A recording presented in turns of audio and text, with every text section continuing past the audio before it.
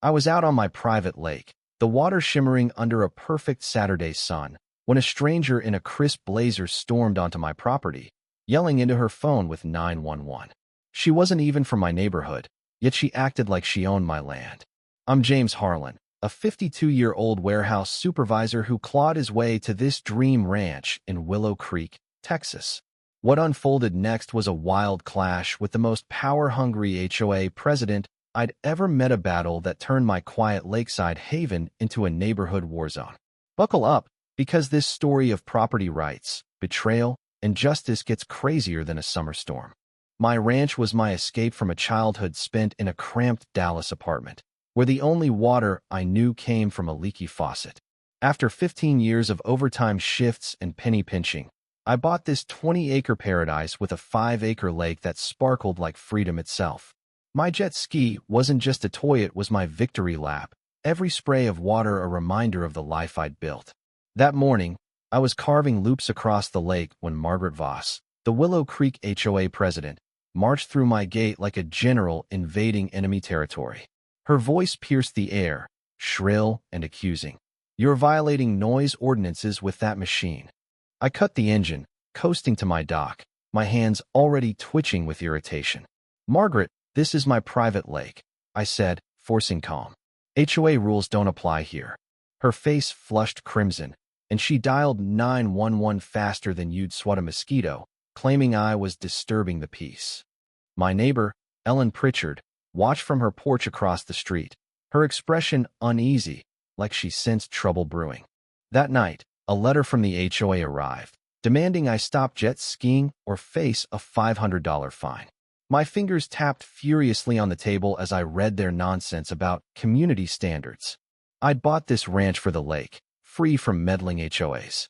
Digging out my deed, I confirmed the lake was 100% mine, not a drop under their control. The next morning, I called the HOA office, but their secretary brushed me off. "The board's decision is final, Mr. Harlan." Then Margaret showed up at my fence, sneering. "Rules are rules, and I run this HOA like a tight ship." My friend Laura Kincaid, who'd come over for coffee, caught Margaret's next move on video, climbing my chain-link fence to lecture me about disrupting her community. Laura's quick thinking would prove crucial, but I didn't know it yet. The rumors started fast. By the weekend, neighbors who once waved avoided me. At the grocery store, Ellen ducked behind the apples when she saw me, and an elderly couple I'd helped with their bags crossed the aisle like I was a criminal. Whispers followed. "He's the jet ski guy," threatened Margaret. My knuckles whitened on my steering wheel as I drove home, the isolation stinging worse than the fines.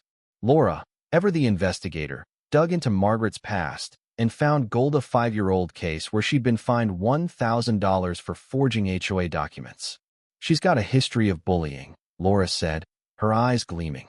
"We're fighting back." The next day, a sheriff's cruiser rolled up. Deputy Robert Klein, body cam blinking, stepped out. "Got a noise complaint, Mr. Harlan," he said, notepad in hand. I handed him my deed, and his grin widened as he read it. "This lake's all yours. No laws broken here." Margaret, lurking by my gate, stormed over, insisting the HOA's rules trumped property rights. Robert shut her down. "Ma'am, false 911 calls can get you in trouble." I'd watch it. Her jaw dropped, speechless, as he drove off. But Margaret wasn't done.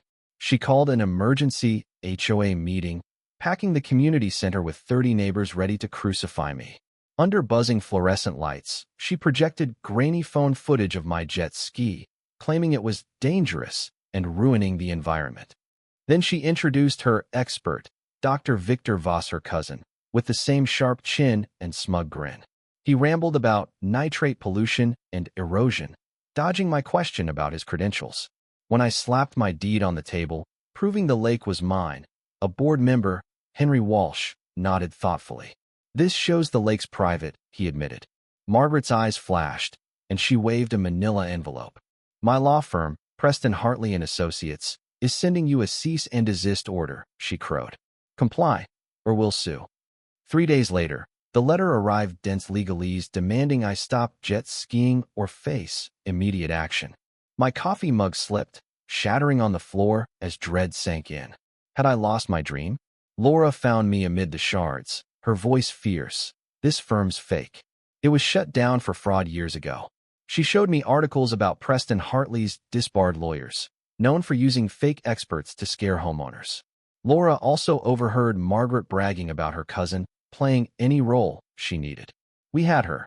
I emailed the HOA board with Laura's findings, sparking shock. Henry called, horrified.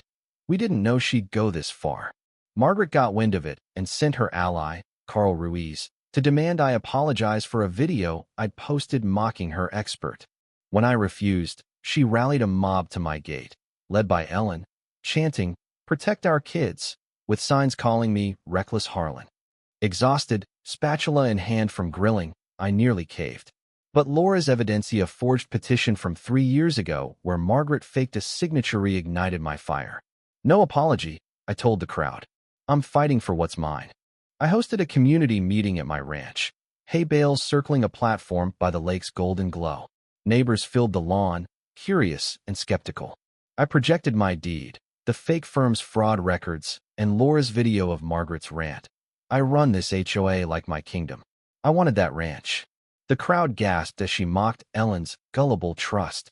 Margaret crashed the event, projecting doctored footage of me threatening someone. Laura pounced. That's 2018 stock footage from another state. The crowd roared, neighbors shouting their own Margaret horror stories.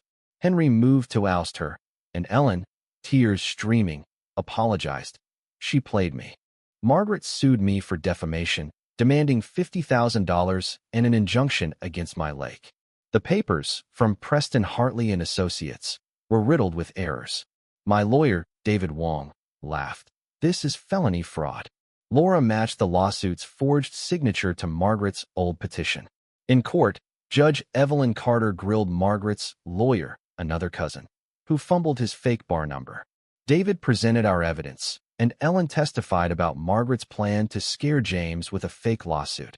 A recording sealed it, Margaret's voice admitting her cousin played lawyer before. The judge slammed her gavel. Case dismissed. Ms. Voss, you're fined $5,000, and I'm referring you for prosecution. Margaret, sobbing, was escorted out, her cousin detained for impersonating an attorney. Margaret fled town, banned from Texas HOAs. The board restructured, with Henry as liaison, ensuring transparency. I threw a Freedom Lake party, jet skis roaring, grills smoking, and kids splashing. I unveiled a sign, Freedom Lake, shared by all.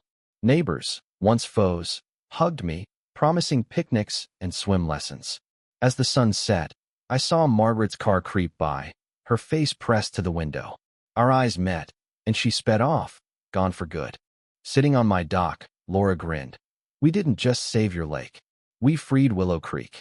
I raised a toast to living our truth and to never letting another Margaret win. The cheer echoed across the water, my dream intact, our community reborn. What do you think about this story?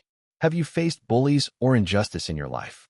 Share your thoughts in the comments. Take a stand. Tell us where you draw the line on power and fairness. Your voice matters.